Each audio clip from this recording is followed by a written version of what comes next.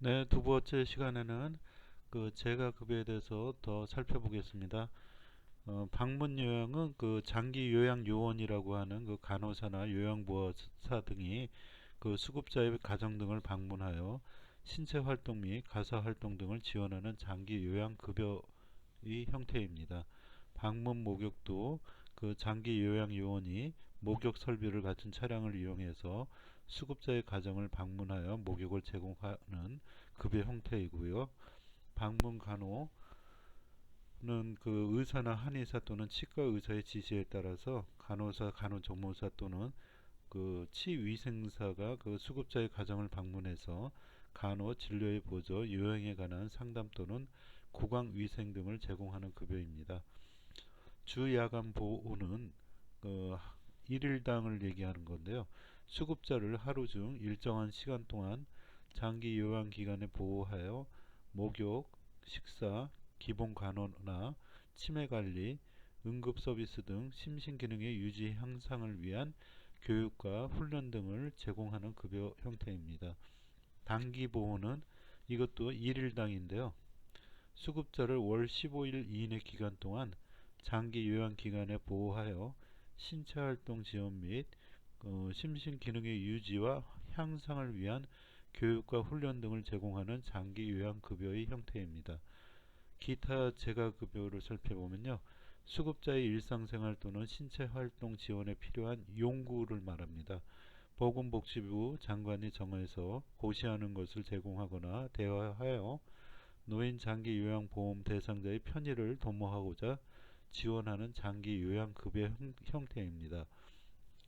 품목을 보면 휠체어, 전동이나 그 수동 침대, 욕창 방지 매트리스, 그리고 방석과 욕조형 리프트, 이동 욕조가 있고 또 보행기 등이 있습니다. 세 번째 형태로 특별현금급여가 있습니다. 특별현금급여는 재가나 그 시설급여의 보완으로 현금급여를 두고 있는데요. 이는 그 현물 서비스를 이용하기 어려운 경우 부득이 가족의 서비스가 필요한 경우에 한해서 예외적으로 인정하고 있습니다. 종류는 가족 요양비가 있는데요. 가족 요양비는 도서, 벽지 등 방문 요양 기간이 현저히 부족한 지역에 거주하거나 천재지변이나 그 밖의 이와 유사한 사유로 인해 장기 요양 기관에서 장기 요양 급여를 이용하기 어려운 경우, 그리고 신체와 정신 또는 성격 등 대통령으로 정하는 사유에 해당하여 가족 등으로부터 장기 요양을 받아야 하는 수급자에게 현금으로 지급하고 있습니다.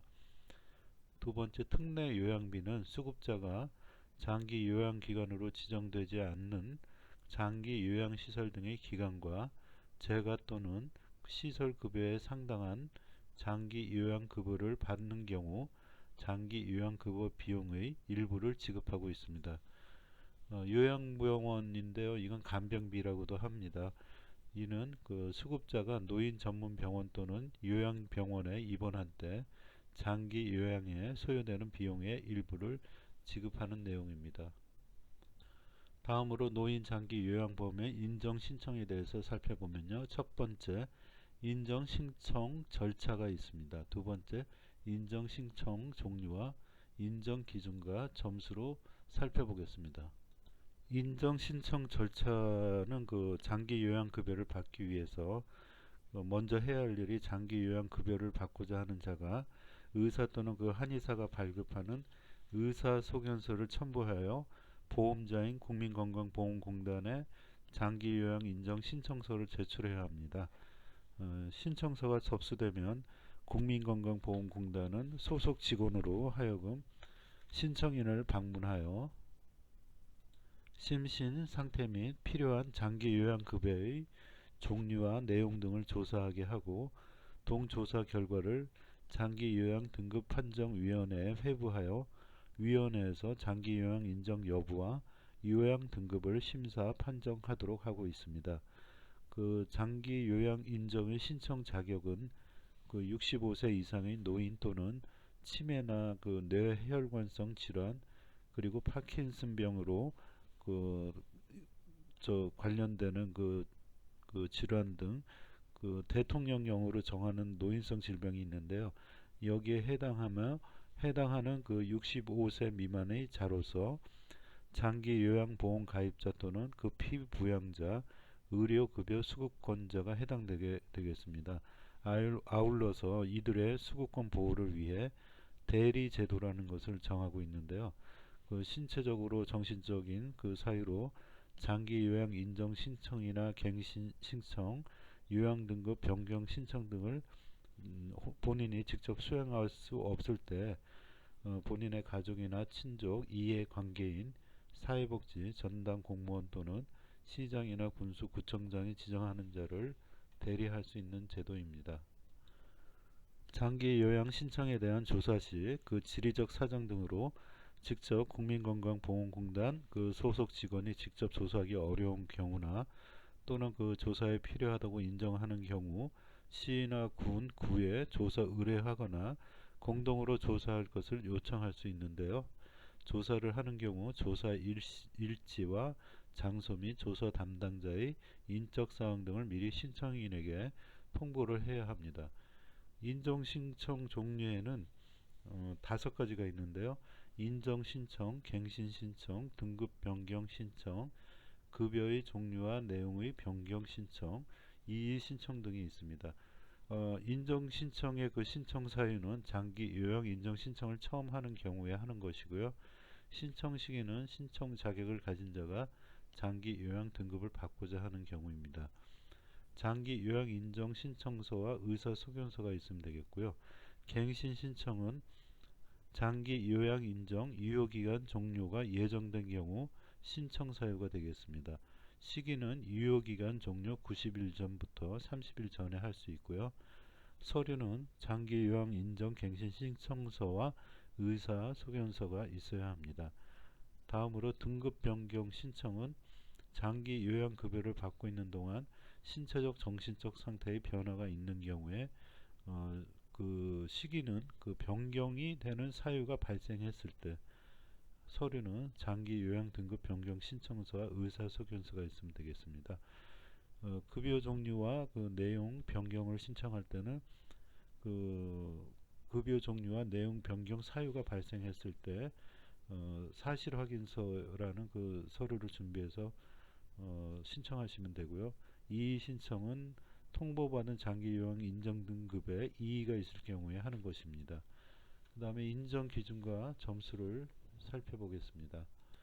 장기 요양 급여는 노인의 요양 필요도 수준에 따라 차등하여 실시되고 요양 필요도는 그 장기 요양 인정 점수를 기준으로 하고 있습니다. 요양 욕구와 관련된 기능 상태와 실제 요양 서비스 제공 시간과는 정비례 관계가 아니므로 기능 상태와 실제 요양 서비스 제공 시간 간의 관계에 있어 두 가지 개념을 보다 크게 반영하여 요양 필요도를 점수로 나타낼 수 있는 제3의 개념이 필요한데 이러한 개념으로 제시된 것이 장기 요양 인정 점수라는 것입니다. 장기 요양 인정 점수는 장기 요양이 그 필요한 정도를 나타내는 점수입니다. 그 장관이 정해서 고시하는 심신의 기능 저하 상태를 측정하는 방법에 따라 산정되는데요. 장기 요양 인정 조사표에 따라 5개의 영역별로 심신 상태를 나타내는 52개 항목 조사 결과와 그 영역별로 100점 득점 변환 점수를 8개 서비스 군별로 수행 그 분석을 통해 산출된다고 하겠습니다. 다음으로 등급 판정에 대해서 살펴보겠습니다. 국민건강보험공단은 장기 요양 인정 신청서를 접수할 때 소속 직원으로 하여금 공단 직원이 그 거주지를 방문 조사합니다. 그 신청인 거주지를 방문 조사하는데요. 이때 이제 8개 이제 그 서비스 군이 있는데요. 신체 기능, 인지 기능, 행동 변화, 간호처치, 재활 등 그 장기 요양 인정 조사표 그 5영역의 그 52개 항목의 그 기능 상태와 환경적 상태, 서비스 욕구 등을 종합적으로 조사하게 되어 있습니다. 예를 들어보면 신체 수발 가운데 이제 청결, 배설, 식사, 기능 보조, 간접 지원의 항목이 있는데 청결에는 세면을 돕는 거, 구강 관리하는 거, 몸 청결, 머리 감기, 몸 단장, 기타 뭐 이런 게 있고요. 배설에는 이동 보조나 배뇨 도움, 배변 도움, 그리고 그 기저귀를 교환한다든지 이런 게 있습니다. 그리고 식사에는 상 차리기, 식사 보조, 음료수 준비 이런 게 있고 신체 수발을 지금 말씀드리고 있고요. 그 청결, 배설, 식사, 그 다음에 기능 보조라는 기능이 그 서비스가 있는데 일어나 앉기, 서 있기, 연습 도움, 기구 사용, 운동 보조 등이 있고요. 간접 지원에는 청소, 세탁, 설거지, 그 다음에 요리 및 식사 준비, 그리고 말을 서로 대화할 수 있는 의사소통, 침구 교환, 환경 관리, 주변 정돈, 물품이나 그 장보기, 산책, 외출 시 그 동행 그런 가사 지원 서비스를 말합니다. 신체 수발에 이어 그 행동 변화 대응에는 그 이것도 서비스인데 배회나 불결행위, 폭언, 폭행 등 그런 행동 변화에 대한 대처와 그 밖의 행동 변화에 대한 대응을 얘기하는 거고요. 신체 수발, 행동 변화 대응과 이어서 간호처치와 재활 훈련이 있습니다. 간호처치는 이제 관찰을 통해서 측정하고 필요하면 투약 및 주사 이런 거.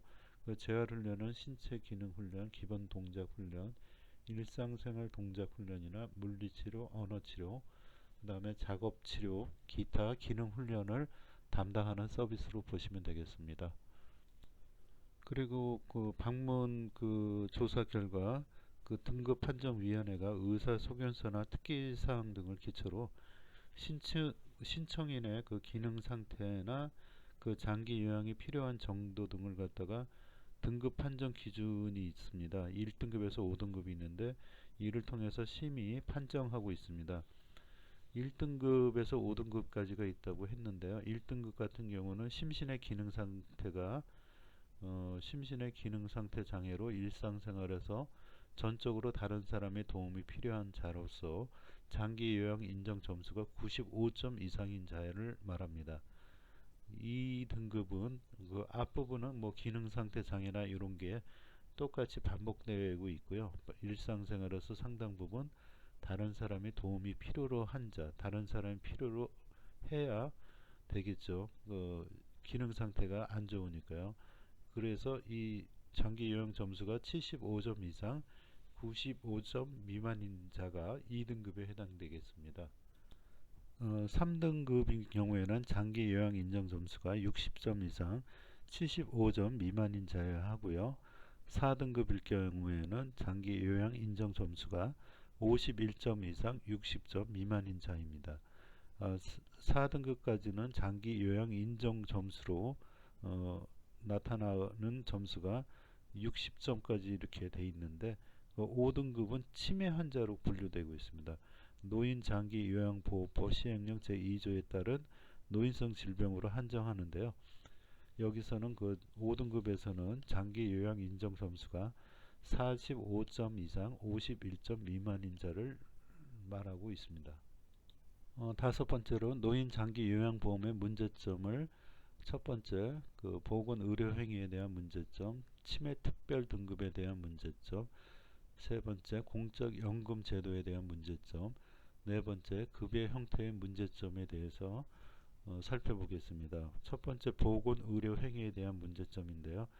그 보건 의료 행위에 대한 문제점에서 전반적으로 그 보건과 의료 관련 행위에 관한 내용이 많은 부분을 차지하고 있고 그 요양급여 범위에 속하는 요양 및 복지 서비스를 이용하는 데 필요한 판단 항목은 극히 적다고 볼 수 있겠습니다. 특히 서비스를 이용함에 있어서 중심이 되는 재가 서비스 이용과 깊은 관련을 맺고 있는 청소나 세탁 그리고 일상용품 정리 등의 수단적 일상생활 동작이라고 해서 IADL이 있는데요. 이거와 관련된 판단 항목은 거의 찾아볼 수가 없습니다. 치매 초기 진단 체크리스트를 연상시킬 만큼 치매 진단과 관련된 항목이 많다는 것과 본인의 신체적인 것과 지적 기능 속성만을 중시해서 치매 상황을 파악하는 데 중요한 가족의 의견을 묻는 항목은 전혀 고려되어 있지 않다는 점입니다. 간호처치 욕구의 몇 항목 등은 요양 및 복지 서비스 이용에 필요한 판정 기준이라기보다는 의료가 필요한 판단 내용으로서 요양보호 서비스란 도대체 무엇인가라는 의문마저 갖게 될 정도라고 하는데요. 이처럼 객관성과 공평성이 결여된 평가 판정 기준은 요양급여 범위와도 맞지 않아 결과적으로 요양급여 대상자를 제한하게 될 가능성이 높습니다. 재가 서비스보다는 시설 입소 기준에 치우쳐서 제도의 기본 방향인 재가 복지 중심 취지와도 어긋난다고 볼 수 있다 하는 문제점, 첫 번째로 보건의료 행위에 대한 문제점을 살펴봤습니다. 두 번째로 치매 특별 등급에 있어서는 첫 번째로 치매 특별 등급에 제공되는 서비스와 수급자가 원하는 서비스 간의 격차가 있어서 수급 대상자의 해당 서비스를 원치 않는 상황이 발생하고 있습니다. 치매 특별 등급 도입의 기본 취지라고 할까요? 기본 취지는 경증의 치매 노인이 인지활동형 프로그램을 통해서 일상생활을 자립적으로 유지해 나갈 수 있도록 전문적인 서비스를 제공한다는 데 있습니다. 그러나 기존의 장기 요양 서비스가 주로 가사 지원 위주로 이루어졌기 때문에 서비스 수급자는 이의 연장선상에서 치매 특별 등급 서비스를 이해하고 있었던 것으로 보여지는데요. 그 결과 등급의 A 판정을 받고 노인 돌봄 종합 서비스를 통해 가사 지원을 받던 경증 치매 노인들은 장기 요양 5등급으로 전환되면 가사 지원은 없이 인지활동 프로그램만 제공되는 것에 불만을 제기하거나 이를 이유로 기존의 노인 돌봄 종합 서비스 수급자로 머물러 있으려는 움직임이 포착되고 있습니다. 현재의 지침으로는 5등급 전환을 강제할 수도 없는 상황이므로 치매 특별 등급의 도입이 무용지물로 전락할 우려도 제기되고 있습니다. 두 번째로는 인지활동 프로그램을 제공해주는 요양보호사들이 아직 교육 커리큘럼을 수료하지도 못한 상태에서 서비스가 제공되는 것도 문제입니다.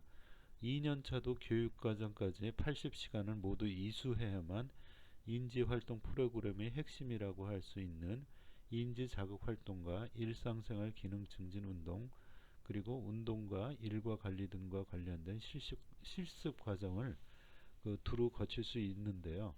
현재는 1년차도 40시간 교육만 이수한 요양보호사님들이 서비스 제공 인력으로 투입되고 있습니다.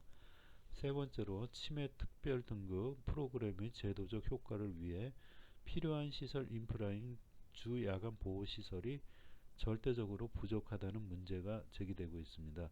2014년 9월 말 기준으로 볼 때 차량 송영 서비스가 가능한 3등급 이하 수급자 수가 약 30만 명에 육박한 상황에서 주 야간 보호시설은 전국에 1605개소이고 정원은 28,549명에 불과합니다. 한국보건사회연구원 2014년도 자료이고요. 그리고 치매 특별 등급 도입으로 대상자는 계속 늘어나고 있는데 소규모 주야간 보호시설은 운영상 수익이 나기가 힘들어서 민간의 참여가 저조한 관계로 인프라의 증가를 기대하기 어려운 상황입니다. 네 번째는 기존의 치매 관리 사업과 장기 요양 보험 치매 특별 등급 도입이 상호 연계가 이루어지지 않고 있다는 것도 문제점으로 지적되고 있습니다. 보건복지부의 치매관리 사업 소관 부서와 노인요양보험제도의 소관 부서 간의 업무 협조도 발견되지 않고 있으며 게다가 2014년에 건강보험공단이 치매 특별 등급을 위한 요양보호사 교육을 주관하여 실시하였으나 제도 시행 일정에 맞추느라 여러가지 문제점이 아직까지도 발생하고 있다고 합니다. 세 번째로 공적연금제도의 문제점을 살펴보면요. 공적연금제도라는 미성숙으로 그 노인들이 경제적 여건이 매우 어려운 상황에 놓여 있음에도 불구하고 본인 부담 비율을 일본의 본인 부담률 10%보다 높은 수준으로 설정하고 있다는 점을 지적하고 있습니다.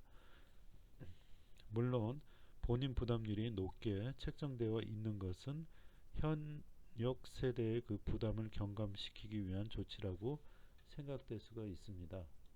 그러나 기초생활수급자와 차상위 계층을 제외하더라도 실질적인 저소득층이 적지 않은 현실을 감안할 때 본인 부담률 20%, 재가급여가 15%, 시설급여가 20%인데요. 본인 부담률 20%는 오히려 가족의 경제적 부담으로 전가될 가능성이 높습니다. 더군다나 본인 부담률 이외에 요양등급별 월 사용 한도액을 초과할 경우와 추가적인 서비스의 구입 및 시설업소가 아니고 시설 입소할 때요. 그 경우에 그 식비에 관해서는 본인이 전액 부담해야 하는 제도적 성격으로 인해서 소득이 어느 정도 보장되는 계층에게는 그 좀 유리하다고 할 수 있겠지만 장애 정도가 높다든지 그 가난한 그 저소득층일수록 노인의 부담 그 비용 부담은 늘어나 서비스 이용이 억제될 가능성이 높습니다. 저소득층에는 그렇게 뛰어난 제도가 아니죠. 가혹한 제도라고 할 수 있겠습니다. 네 번째 급여 형태의 문제점을 살펴보면요. 그 노인요양보험제도 도입에 있어서 급여 형태를 그 어떻게 할 것인가, 즉 시설 및 재가 서비스 등의 현물 급여 이외에 현금 급여를 포함시킬 것인가는 중요한 쟁점의 하나입니다. 그 시안에서는 그 현물 급여의 형태를 원칙으로 하고 있는데요. 이미 알려진 바와 같이 그 독일의 수발보험과 일본의 개호보험의 두드러진 차이의 하나가 바로 급여 형태입니다. 독일의 경우에는 현금 급여를 인정하고 있지만 일본의 개호보험에서는 원칙적으로 현금 급여는 인정하고 있지 않습니다. 이 문제는 가족이 행하는 요양보호를 정책적으로 어떻게 평가할 것인가와 밀접한 관련을 갖고 있습니다. 사실 노인 요양보호의 그 대부분이 가족에 의해서 이루어지고 있고 서비스 지역 간 격차가 심한 현실이 있음을 감안을 했을 때라도 가족의 요양보호에 대한 평가는 국민들에게 그 중요한 관심사라고 할 수가 있겠습니다.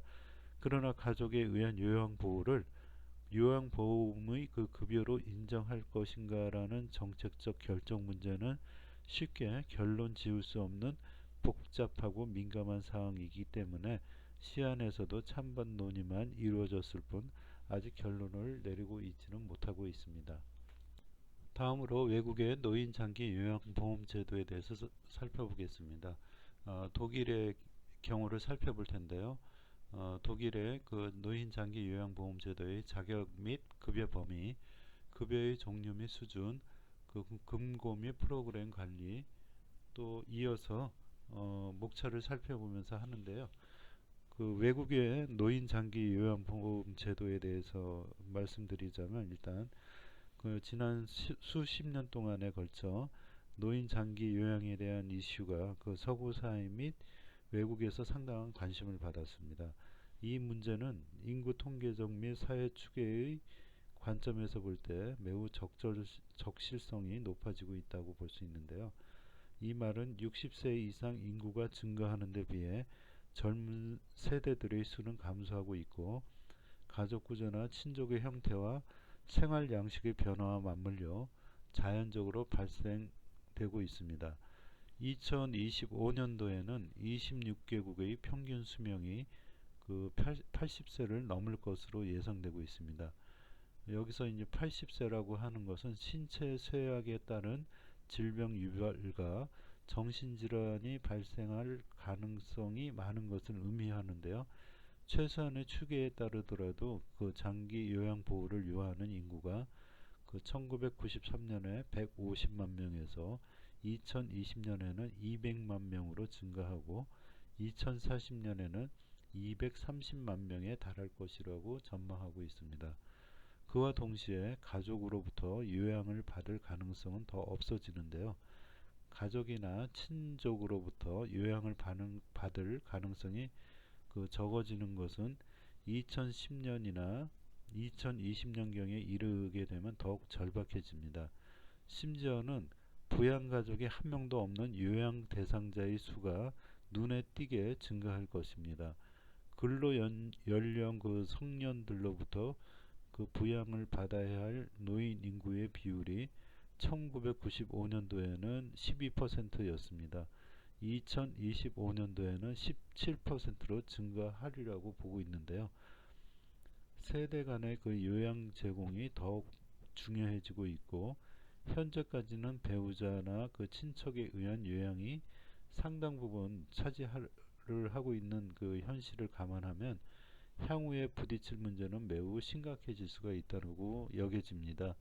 이러한 추계치는 전문 요양 서비스에 대한 접근성을 제고해야 하는 문제점을 포함하여서 비공식적인 요양 제공을 유지하는 데 필요한 정책 수단의 종류와 수준에 관해 상당한 질문을 하게 된다고 말씀드릴 수가 있겠습니다.